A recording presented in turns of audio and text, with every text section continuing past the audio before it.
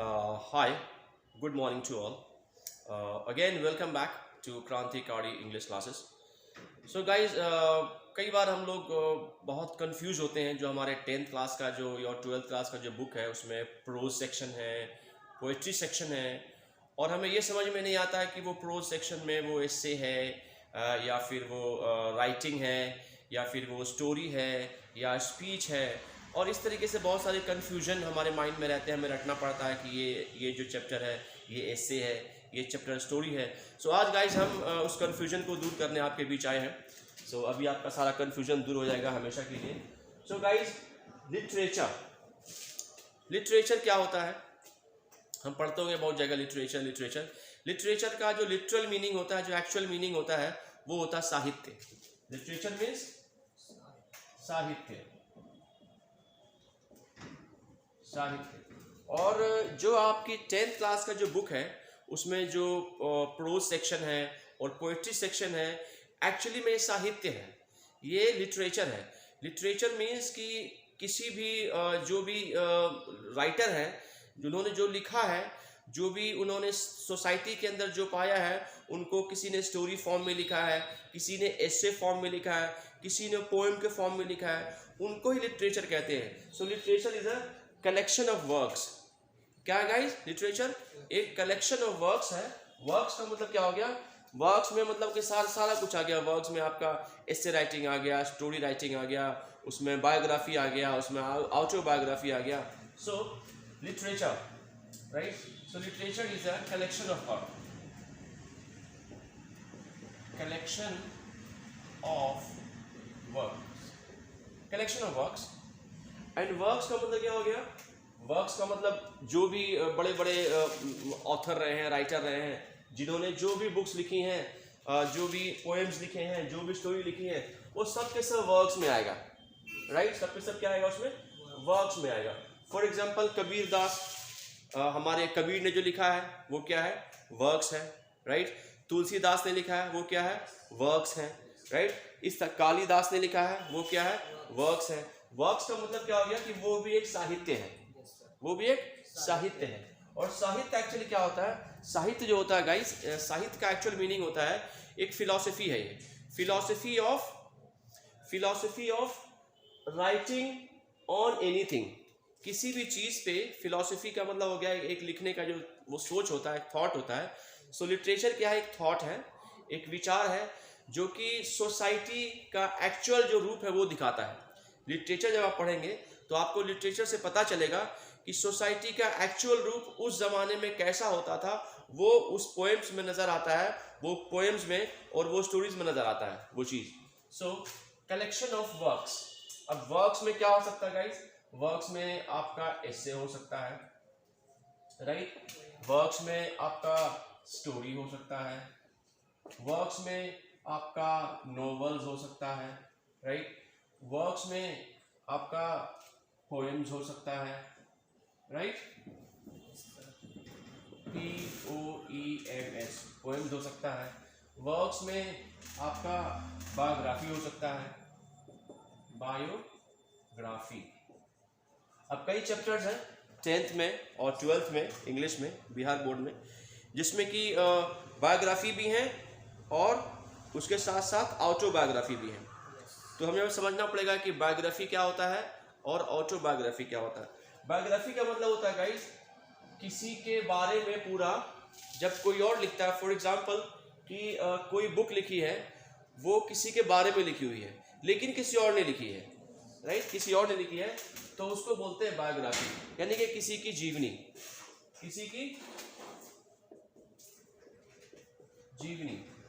And एक होता है ऑटोबायोग्राफी। क्या होता है गाइस? ऑटोबायोग्राफी। ऑटोबायोग्राफी का मतलब होता है कि एक ऐसी जीवनी या एक ऐसी बुक जो कि उस व्यक्ति ने खुद अपने बारे में उसमें लिखा हो। ऑटो का मतलब क्या होता है? खुद। आपको पता है ना? ऑटोमेटिक का मतलब होता है खुद ब खुद। सो ऑटो मीन्स क्या हो गया? खुद। ऑटोबायोग्राफी जो कि अपने जीवन के बारे में जो खुद लिख रहा हो, तो उस बुक को कहते हैं ऑटोबायोग्राफी। फॉर एग्जाम्पल कि आपने वो बुक का नाम सुना होगा, माई एक्सपेरिमेंट ऑन ट्रूथ। सत्य के साथ मेरे प्रयोग, सत्य के साथ मेरे प्रयोग जो महात्मा गांधी ने बुक लिखी है माई एक्सपेरिमेंट विथ ट्रूथ, ये जो है महात्मा गांधी ने खुद लिखी है और अपने बारे में लिखी है, पूरी जीवन के बारे में। सो वो महात्मा गांधी की बायोग्राफी नहीं है, वो महात्मा गांधी की क्या है, ऑटोबायोग्राफी है। ऑटो का मतलब होता है खुद, autobiography, right. So collection of works, literature क्या होता है गाइस, साहित्य एक तरीके से कलेक्शन ऑफ वर्क्स है। बहुत बड़े शेक्सपियर है, बहुत पॉपुलर है लिटरेचर, ओथेलो है, इस तरीके से कई सारे हैं जिन्होंने बहुत अच्छा अच्छा साहित्य लिखा हुआ है, राइट। नाउ जो इसमें कंफ्यूजन होता है गाइस, जैसे मैंने आपको बताया कि 10th क्लास और 10th और 12th का जो इंग्लिश बुक है, उस बुक में, राइट, उस बुक में कंफ्यूजन ये है कि वो स्टोरी है या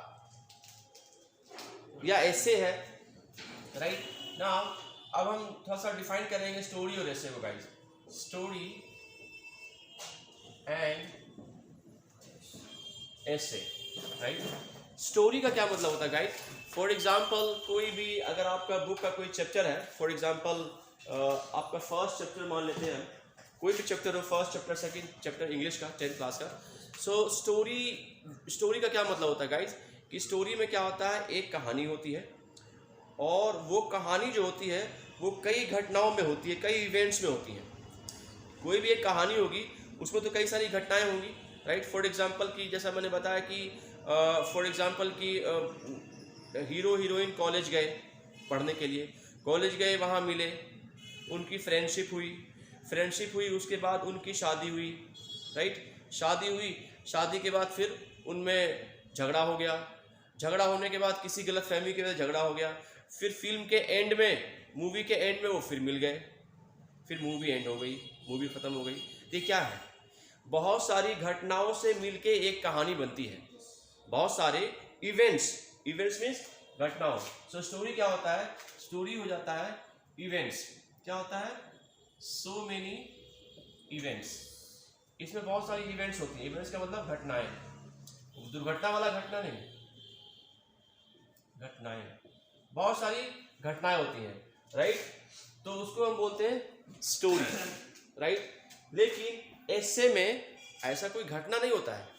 फॉर एग्जाम्पल कि अब मुझे लिखना है कि द कॉ पे लिखिए, अब द कॉ में कोई घटना तो नहीं है, उसमें तो द कॉ कि it has 2 eyes, it has 1 horns, it has 2 horns, it has 1 tail, ये लिखते हैं ऐसे में कि गाय के जो पॉइंट्स हैं वो कहानी नहीं है, वो ऐसे है, राइट। सो इसमें ऐसे में इवेंट्स नहीं होते हैं,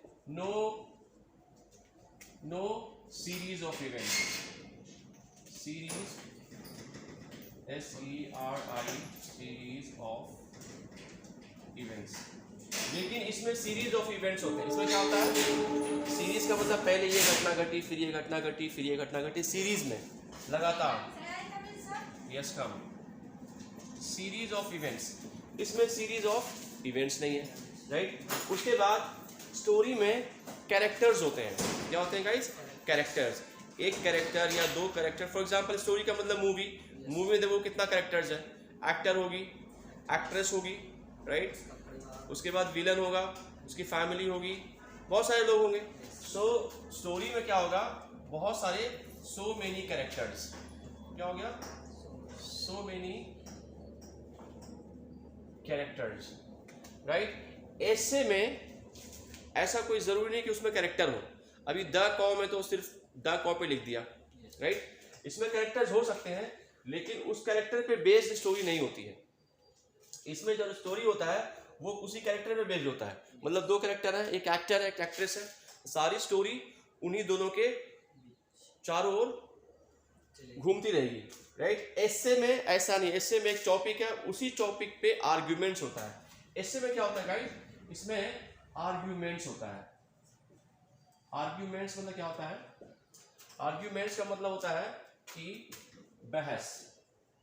ऐसे में फॉर एग्जांपल कि कोई एक ऐसे है कि मोबाइल पे मुझे लिखना है, तो मोबाइल पे मुझे लिखना है तो मोबाइल पे स्टोरी लिखोगे, ऐसे लिखोगे आप, ऐसे। उसमें आर्ग्यूमेंट्स आएगा ना, उसमें क्या आर्ग्यूमेंट्स आएगा कि mobile is good for us, फिर दूसरा कहेगा no mobile is bad for us, right.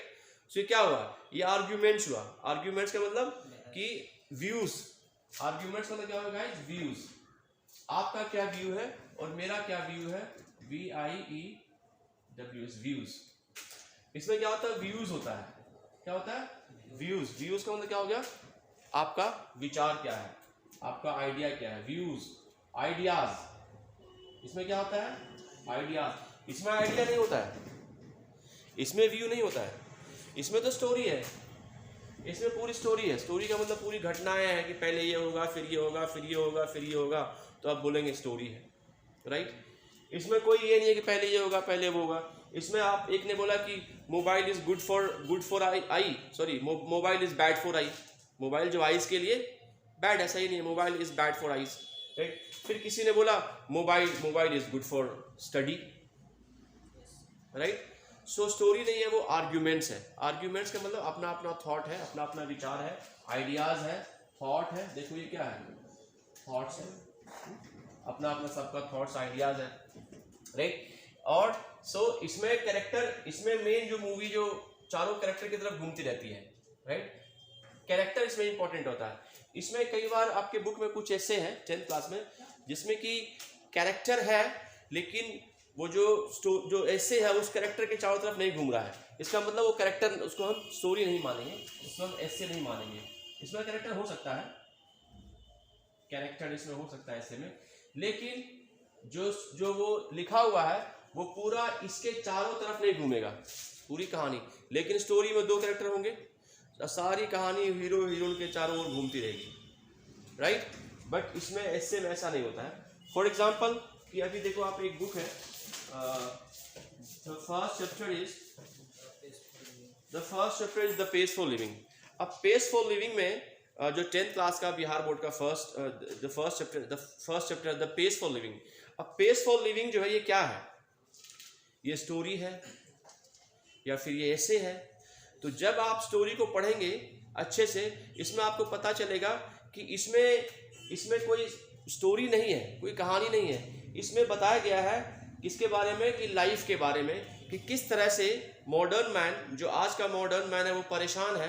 क्यों परेशान है, क्योंकि मशीन्स जो है बहुत आ गई हैं, राइट। यानी कि जिंदगी जो है वो जिंदगी बहुत तेज गति में चल रही है लोगों की, मशीन की वजह से।